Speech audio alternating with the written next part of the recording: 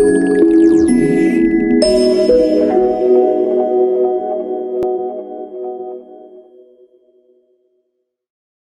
up, guys? Sean Torbody, High Performance Nutrition. I'm here with a good friend of mine, a longtime friend of mine that I've been waiting to shoot some content with, Joe Semaan, Joe Coach, a leader in the business world in terms of training and developing not just yourself, but your team and your staff as a whole. It's a pleasure to be here with you today, Joe. Thanks, Sean. Appreciate it. We're 1,000 stories up in the air filming this for you guys. So not quite, yeah. I wanted to do this for a very particular reason. I wanted to talk to someone who has a really great perspective on incorporating a healthy and fitness-based lifestyle without a direct monetary reason to. I own a supplement company. I'm a nutritionist. I live in the health space. Right. Joe does not, but he still incorporates this as a very, very big and focal point of his life. Why do you do that? How did it start? What's the motivation? Originally, it was actually because I had skinny kid syndrome. Oh, in high school. Yeah. I was a kid that string bean syndrome. Mom didn't want to allow to play football and was too skinny, and I would get plummeted. I was quick. She's like, play basketball instead. So I always wanted to have a little bit more size, and I actually started working out. Remember, I bought my first curl bar for $5 at some sporting goods store and started doing floor exercises at the age of 15. But I was highly uneducated. It was more of I just didn't want to be skinny. So I started doing that kind of stuff, and then as I progressed, of course, you start to become, if you see any type of result as a kid, as an adult, results kind of get people committed. You got addicted. They're the next level of true commitment, right? Because you get addicted to that type of feeling, that recognition, and so on. But really, Sean, the major turning point was around the age of 23, 24. I had already competed as a teenager and took up personal training for a little bit because I couldn't handle the type of sales environment that I wanted to get into right away. Being in college, it was a little bit difficult with a lot of 400-level courses. Some of you might be watching this, you're in college or you're extremely busy lifestyle right now, you know what I'm saying? And you have to have 100% focus on something at some point just to get past that level. So I started doing some PT just for a couple years in my hometown, which is actually in Illinois, small town, Peoria, Illinois. Picked up a little bit more knowledge, and that's where it kind of started to become embedded. But here's what I didn't realize was happening. What was really happening was my mind and body started to reach higher levels of intensity in focus, in communication, in self-awareness for myself, even at a very early age. And you think that the training helped this? Yeah, absolutely. And here's how I know that. Later on in life, a lot of times you don't understand things right away, but at a slightly later age, or maybe for some of us a few months later, you can reflect back and you're able to extract a higher level of meaning for what you went through, or what your dad told you one day, or what you experienced, or what you were really feeling about something, and you're able to put more truth to it.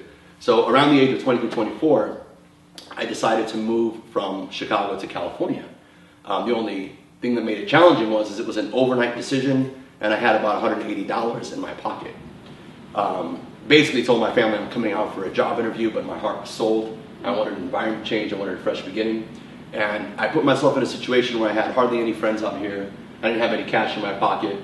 I had some ups and downs in Chicago, which is fine, we all go through that. But I lived in my car for 6 or 7 months. Wow. And people ask me, like, what was that like at the age of 23, 24, when you know at any second you could have went back home and chilled at your parents' place back in hometown Illinois, right? Take the easy way. Yeah. Right. A couple things. When I got here, it was 82 degrees outside. It was in February.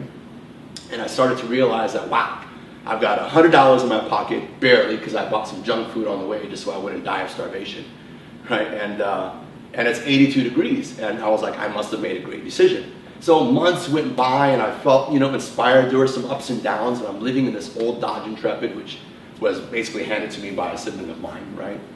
And the years later, I look back, and they're like, how did you feel during that time? Like, were you depressed? Were you struggling? Was it difficult for you? And I'm like, you know what? Now that I think back, I really never can remember a point where I felt like, oh my God, I'm at rock bottom. Now check it out. I'm broke, emotionally displaced. Everyone that I care about and that is in my friendship network and that I hang out with or just kick it with was 2,000 miles away. And I look back and I'm like, how come I was able to be so mentally strong right during this time? Maybe part of it was foundation, maybe part of it was roots, maybe part of it was DNA, but you can't cancel out or discount the fact that your lifestyle makes a huge impact on your energy levels, your confidence level, your focus, your endorphins, etc., etc., etc. And I think my constant attention to fitness and whatever nutrition I could possibly afford, most of it is very affordable, considering other things we spend money on, is what helps me pull through some of the most challenging times, and that's just one of them. And so you were actively training even while you were out here living in the car and getting your ground set? You were working out? Yeah, you know, I kind of knew that I had to do that in order to keep myself who I am. Right. I didn't understand the sense of identity and self-awareness to its full extent back then, but I did realize at that point in time that most of my accomplishments in life happened to be, whether they were in school or in business or in performance, whatever I was doing, happened to be while I was also at a peak in my fitness and nutrition. Well, that actually brings up a good question that I think a lot of people can relate to. You didn't have a lot of money, you didn't have a lot of resources, you were in a tough place, a new environment. How did you manage to get the desire to work out, or how did you accomplish workouts and doing your best with nutrition? So like if someone has that type of situation, limited resources, low income, tough spot, how did you do your workouts? You know, sometimes for months it was at home. Yeah. It was a $19 pull-up bar from Target. Other times, when I first got here, one of the things I did was I got a job with a health club because I needed a place to shower and a place to work out, etc. Right. So that worked for about 2 months. But then, no matter where you go, I mean, fitness is not necessarily aware or how. That information is easy. It's accessible. I mean, some of the best workouts I've ever done have been in my home, right, or with friends out in the front yard. And I think that's a concept that's important. We talk about bootstrapping in the entrepreneurial world, right? Starting with nothing. You can bootstrap with fitness too, because guess what? The easiest thing to do is to move your body. There's nothing that's easier in the entire world is to get up and move around. Right. You don't need anyone's permission, awareness, you know, any kind of money or anything. Right. You can do push-ups on the ground. You can do sit-ups. You can just take a step outside and run. You can run in place. Yeah. The point is making the commitment and the decision to do it.